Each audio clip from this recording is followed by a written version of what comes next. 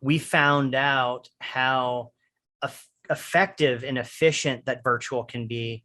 And that moment where we turned off all the budgets and canceled all the plans, and now we're coming back, and we've become used to being able to get these like micro experiences at a constant cadence throughout a fiscal year versus the once a year event. And so I think it's we're going to have, I'll call it, big tent poles in our event, in our experience world, but then within there you need to have other tent poles that are holding up that constant drumbeat that you want to have out there. So yeah, I think we're going to get back to some physical, but virtual is here to stay now and forever. I'm confident in that.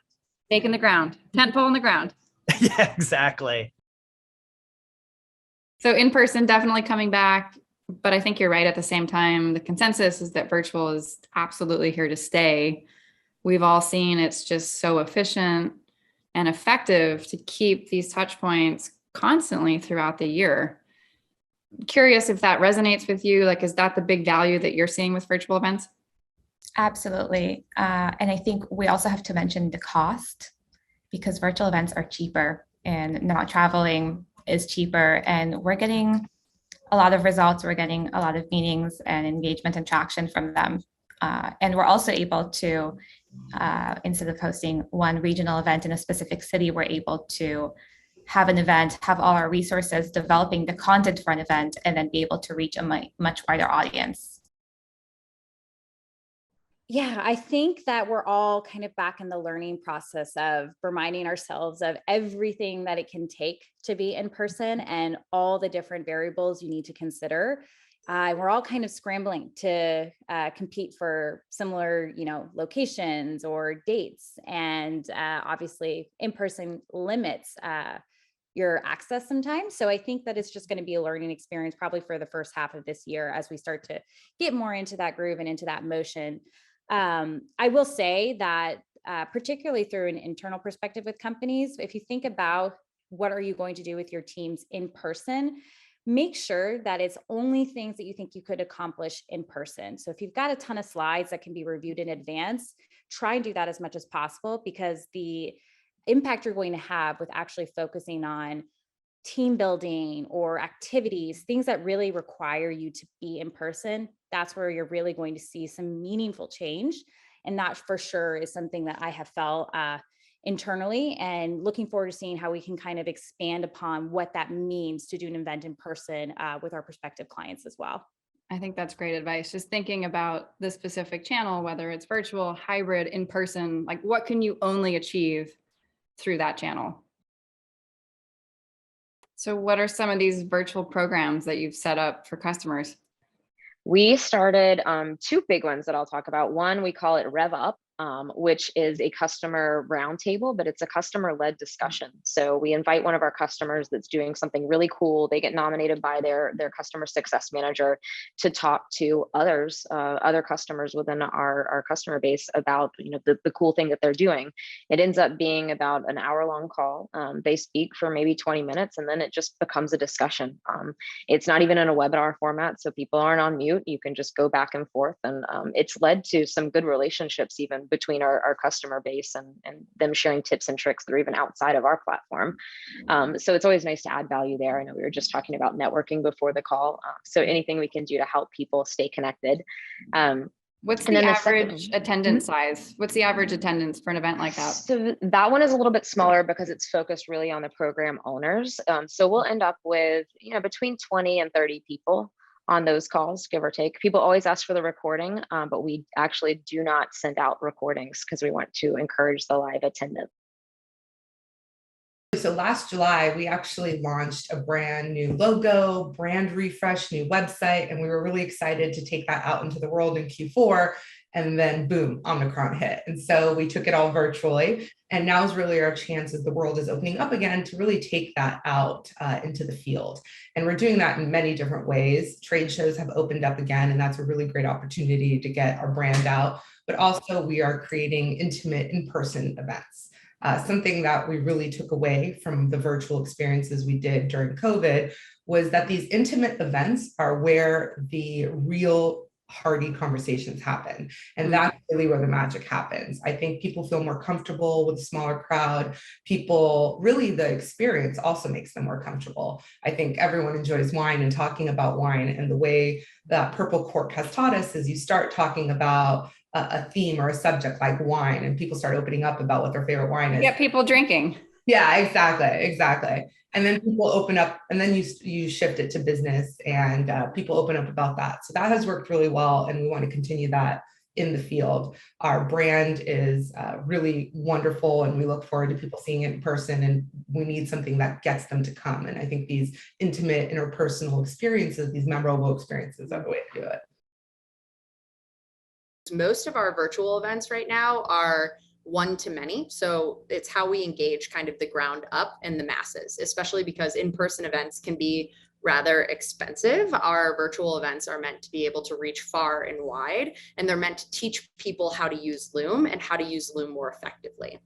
Our in-person events right now are pretty much used for our executive strategy. So we leverage them to do a lot of executive targeting and get in front of those buyers, especially because a lot of the times the way Loom starts at a company is with IC level folks finding and seeing the value. And we need to go out and entice the people with the buying authority to actually know who we You are. need both levels.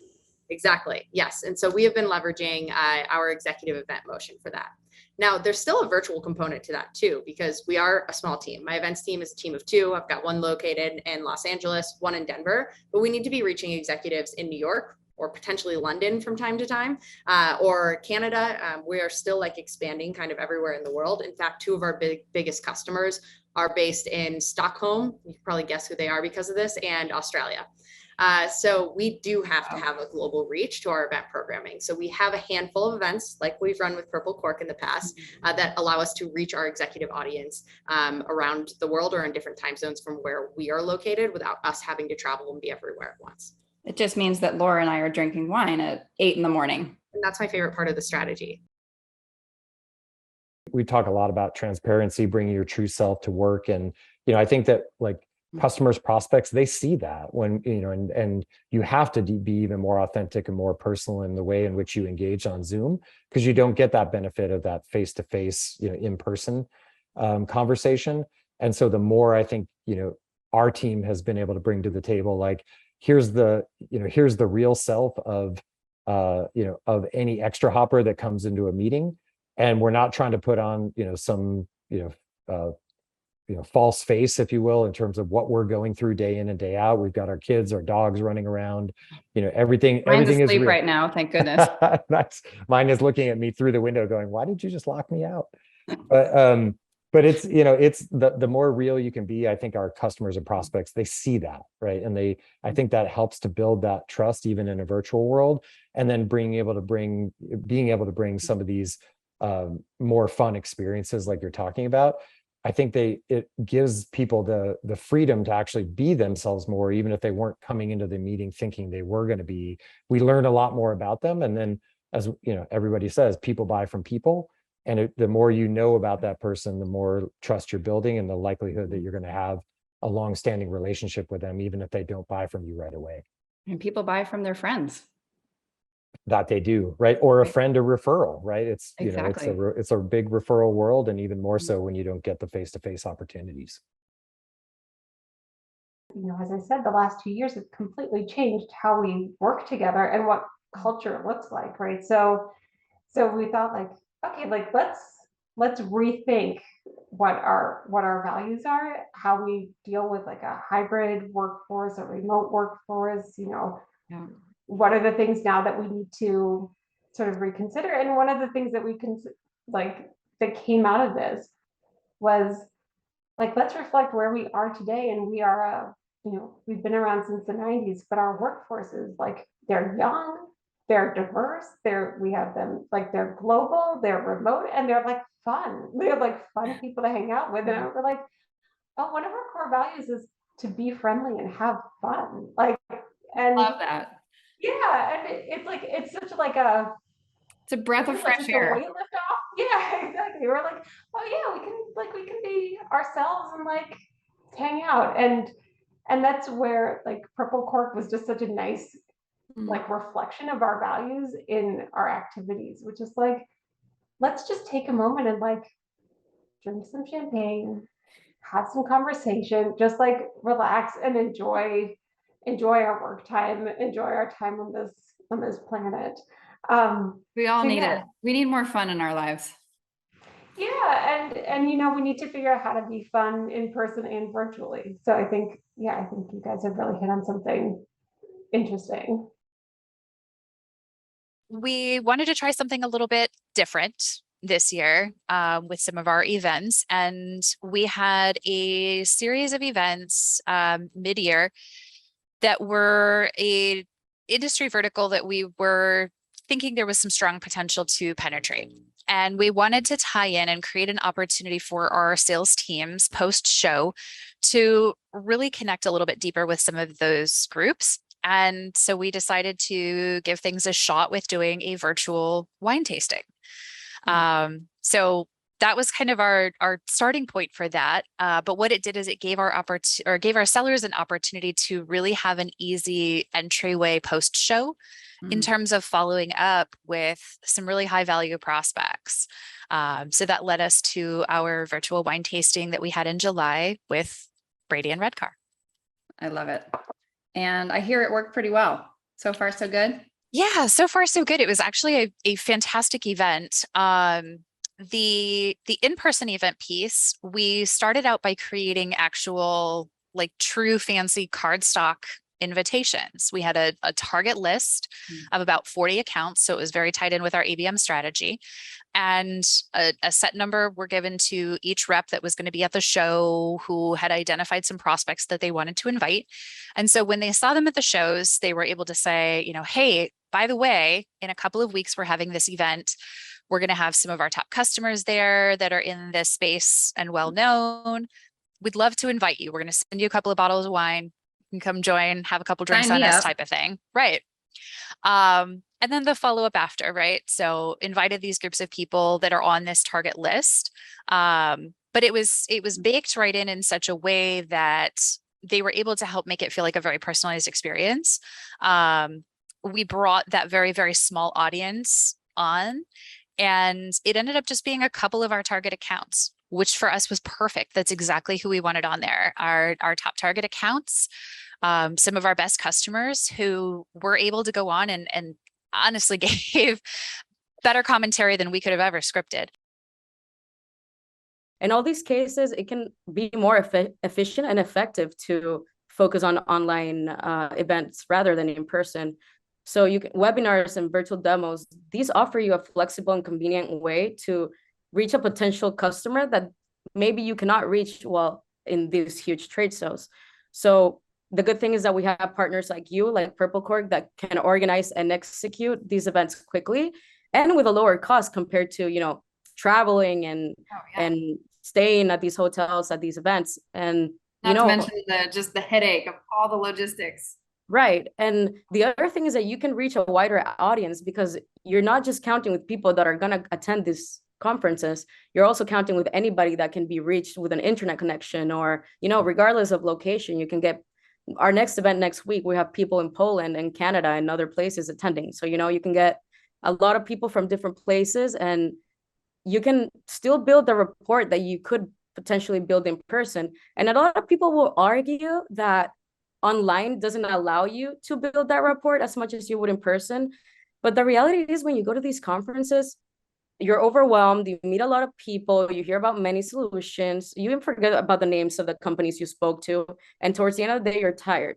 So sure, a conversation over a happy hour might be meaningful, but then again, I think we have gotten used to the point of, technology being so good to the point that we can just build that rapport online. You and me, we've never seen each other in person, and now we've got to, we're going to change that soon. We can sip wine over a Zoom call and, speak freely about things that are important for our industries, A lot of times sellers come to me and ask, are people still really COVID conscious? Are they still, coming to all these virtual things? And I don't even think of it in that way anymore, to be honest. I think COVID taught people a little bit of time and how to value it. And so sometimes they're like, I'm not going to this in-person thing at 6 o'clock that's downtown and I got to drive, but they might show up when they just have to click a few buttons when they're already working at home. You know, so many folks are work remote now. So we are doing a really healthy mix of in-person and virtual. You know, we're definitely leaning into a lot of the bigger like trade shows and things like that we have, and also some of our own like hosted events that we're doing in region. But then, like I mentioned, we've got some really big areas to cover. So we are still doing a number of virtual events because we just find that people are still interested in attending these because that it's that time.